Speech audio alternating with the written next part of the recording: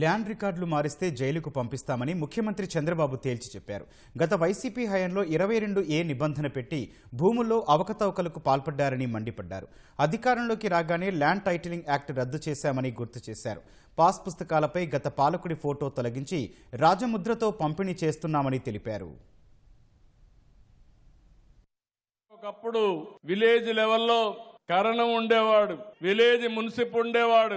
వీళ్ళు రికార్డ్స్ అన్ని తారుమారు చేస్తామంటే ఇలాంటివన్నీ తారుమారు చేయకుండా ఉండాలనే సంకల్పంతో గ్రామాధికారుల్ని రద్దు చేసిన నాయకుడు నందమూరి తారక రామారావు గారు.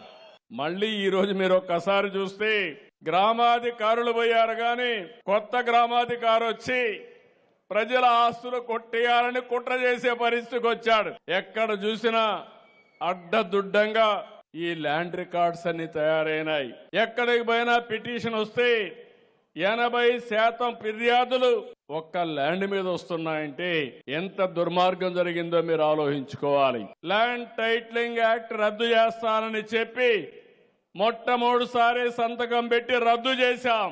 పట్టాదారు పాస్ పుస్తకాల్లో ఆనాటి పాలకుల ఫోటో తీసేసి రాజముద్రతో మళ్లీ పట్టాదారు పాసు పుస్తకాలకు శ్రీకారం చుట్టాం. సర్వే పగడ్బందీగా చేస్తున్నాం.